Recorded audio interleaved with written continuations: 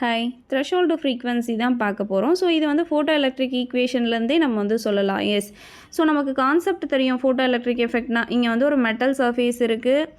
S, அதுக்கு வந்து நான் வந்து என்ன கொடுக்குறேன் அப்படின்னா, ஒரு ஃபோட்டானை வந்து கொடுக்குறேன், லைட்டை வந்து கொடுக்குறேன் அப்படின்னா இங்கே வந்து எலக்ட்ரான்ஸ் வந்து எஜெக்ட் ஆகுது. அப்போ இந்த ஃபோட்டானோட எனர்ஜி ஹெச்நியூ. இதான் ஒரு 2-3 ஷார்ட்ஸில் பார்த்துட்ருக்கோம். எஸ், ஸோ அப்போ இந்த எனர்ஜி இருக்க ஃபோட்டான் இங்கே படுது இல்லையா, இந்த எனர்ஜியோட ஒரு போர்ஷன் என்ன பண்ணுது, இங்கேருந்து எலக்ட்ரானை வெளியே தள்ள மட்டும் பயன்படுது. ஓகேவா, வெளியே வந்த எலக்ட்ரானுக்கு கைனட்டிக் எனர்ஜி வேணும். அப்போ மேற்கொண்டு கைனட்டிக் எனர்ஜிக்கு இதனோட இன்னொரு போர்ஷன் வந்து பயன்படுது. அப்போ இதை நம்ம எப்படி எழுதலாம் இந்த ஈக்குவேஷனை அப்படின்னா, எஸ் என்னென்னா ஹெச்நியூன்ற எனர்ஜி இருக்க ஃபோட்டான் நான் கொடுத்துட்டேன். ஸோ அதில் ஒரு போர்ஷன் வந்து எலக்ட்ரானை வெளியே தள்ள யூஸ் ஆகுது. அதுதான் நம்ம ஒர்க் ஃபங்க்ஷன்னு பார்த்தோம். ஒர்க் ஃபங்க்ஷனை ஃபைன்ற லெட்டரால் நம்ம டெனோட் பண்ணலாம். எஸ், ஸோ இதுக்கு ஒரு போர்ஷனும் இன்னொரு போர்ஷன், இதுவே ரெண்டாக ஸ்ப்ளிட் ஆகுது. இன்னொரு போர்ஷன் வந்து எதுக்கு பயன்படுதுன்னா, இந்த எலக்ட்ரானோட கைனட்டிக் எனர்ஜிக்கு. எலக்ட்ரான் வெளியே வந்துடுச்சு, பட் அது வேகமாக ஓடணும்னா it should has some energy. அந்த கைனட்டிக் எனர்ஜிக்கு இதனோட ஒரு போர்ஷன் பயன்படுது. ஸோ அப்போ நான் வந்து இதை kinetic energy of electron of M v ஸ்கொயர்னு நான் போடுவேன். எஸ், ஸோ இந்த ஃபைக்கு பதிலாக நம்ம என்ன எழுதலாம் அப்படின்னா, இதுவும் ஃபோட்டான் எனர்ஜி தானே. ஸோ ஹெச் இன்ட்டு மியூ நாட்னு எழுதலாம், plus half M V square.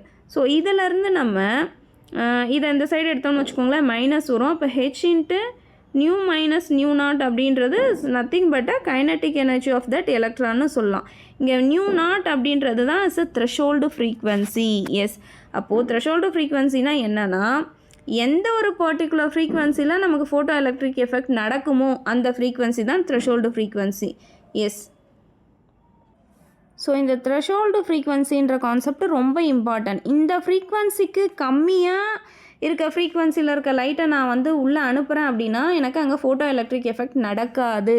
ஓகேவா, ஈவன் தோ அது ஹை இன்டென்சிட்டி லைட்டாக இருந்தால் கூட எனக்கு ஃபோட்டோ எலக்ட்ரிக் எஃபெக்ட் நடக்காது. பட் ஈவன் நான் வந்து ஒரு டிம் லைட்டை கொடுக்குறேன், பட் அதனோட ஃப்ரீக்வன்சி வந்து இந்த த்ரெஷோல்டு ஃப்ரீக்வன்சி விட அதிகமாக இருக்குன்னா அந்த இடத்துல மட்டும்தான் ஃபோட்டோ எலக்ட்ரிக் எஃபெக்ட் நடக்கும். எஸ், ஸோ அப்போ இதுவரை நடக்காமல் இந்த த்ரெஷோல்டு ஃப்ரீக்வன்சியை டச் ஆகும்போது தான் ஃபோட்டோ எலக்ட்ரிக் எஃபெக்ட் நடக்கும். எஸ், ஸோ அந்த எந்த ஃப்ரீக்வன்சியில் ஃபோட்டோ எலக்ட்ரிக் எஃபெக்ட் அக்கர் ஆகுதோ அந்த frequency is called threshold frequency, irrespective of a intensity. அதுதான் ரொம்ப முக்கியம். நம்ம பிரைட் லைட்டாக இருந்தால் கூட இந்த நியூ நாட்டுக்கு கம்மியான ஃப்ரீக்வன்சியில் கொடுத்தோன்னா ஃபோட்டோ எலக்ட்ரிக் எஃபெக்ட் நடக்காது.